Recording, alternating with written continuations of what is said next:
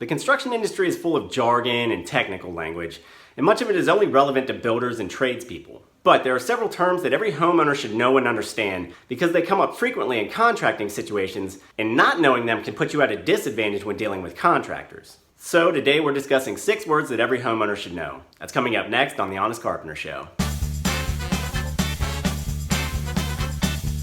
Number 1, flashing. Flashing is a phrase used to describe a system of barriers that protect the most sensitive parts of your home from water intrusion.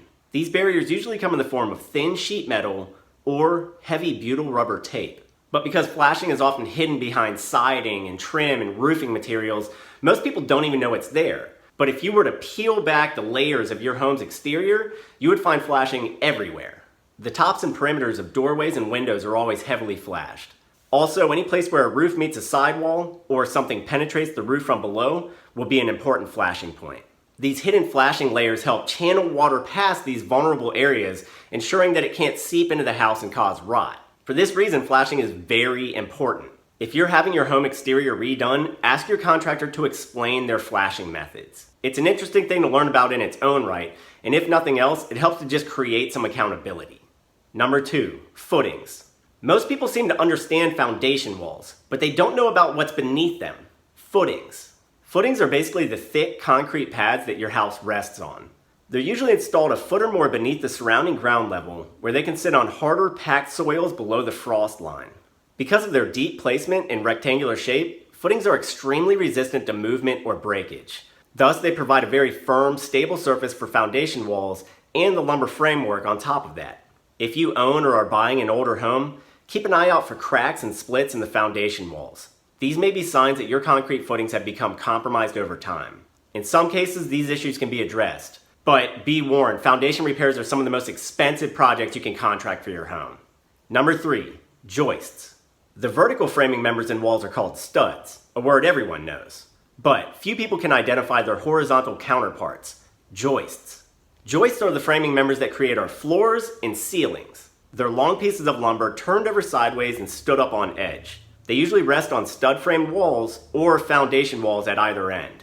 By spanning the distance between these outer points, joists act like bridges, allowing us to have hollow rooms above and below them. So major problems can occur when joists either break or rot out.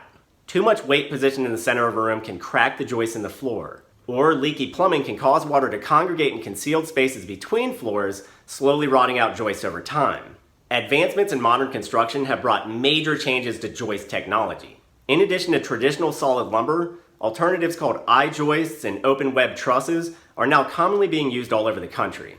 If you're buying a new home or especially having one built, ask your realtor or builder what kind of joists are being used. The different alternatives each have their advantages and disadvantages. Number 4, fascia. I've mentioned fascia before on this channel, but it's worth repeating because fascia boards are probably the most rot-prone area of your home. Fascia is the wide trim that sits just beneath the overhanging edges of shingles at the roof line. Fascia trim typically runs the entire perimeter of your home, turning up and down the various gables and following the straight runs at the lowest points of the roof. Because fascia boards sit so close to the wet surface of the roof, and because gutters are attached directly to them, they're prone to soaking up water and slowly deteriorating. This can lead to further problems when that water is wicked back into the rafter framing or into the soffit, this area under the eaves. Inspect your house frequently for signs of fascia rot, like dark blotches in the wood or streaks and staining. The sooner you catch fascia rot, the better. Number 5, LVL, or laminated veneer lumber. LVLs are essentially long, thick pieces of plywood that are used as structural supports in residential and commercial construction. Because of their wood and glue composition, they're almost as strong as steel, but as easy to cut and install as typical lumber. Like other types of plywood and strand board, LVLs are glued up from numerous smaller pieces of wood and wood veneers, much of it unusable elsewhere. Their efficient manufacturing both reduces waste and creates a product unmatched in strength and versatility.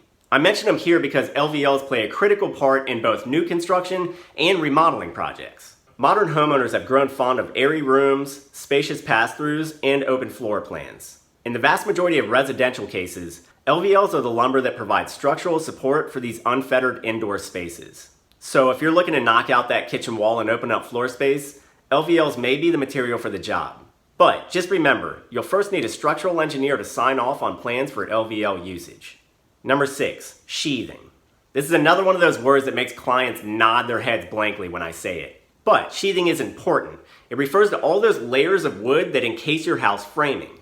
This includes the sheet lumber that wraps the exterior walls, creates the roof deck on the rafters, or acts as a subfloor in your interior rooms. Sheathing accomplishes a lot of things at once. In many cases, it creates a contiguous surface for other materials to mount to, like shingles or hardwood floors. And wall and roof sheathing helps keep wind and water out of the house as part of the building envelope. But a lot of sheathing is also structural. Without it, a framed house could just tumble over sideways when heavy winds press on it. So sheathing helps make up the skin of the house and the bones of the house. If you wind up with a water penetration problem, possibly from bad flashing, sheathing may be another component that you'll have to replace. So in situations like that, ask your contractor, how badly has the sheathing been affected? Just throwing out words like this puts you on a better footing with your contractor. It shows you have at least a baseline knowledge about how your house is built, and it creates clear communication, which leads to better contracting situations. And remember, if you need more specific information, that's what we do at thehonestcarpenter.com. We consult with homeowners nationwide on a range of topics. We are like your phone-a-friend contracting expert, whom you can bounce ideas and questions off of, saving you lots of money and countless headaches. It's very affordable, and we do it all online and by phone. So book with us today at thehonestcarpenter.com.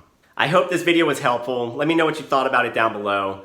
And please consider subscribing and hitting that little bell button to turn on notifications. That way you'll know the moment we post something.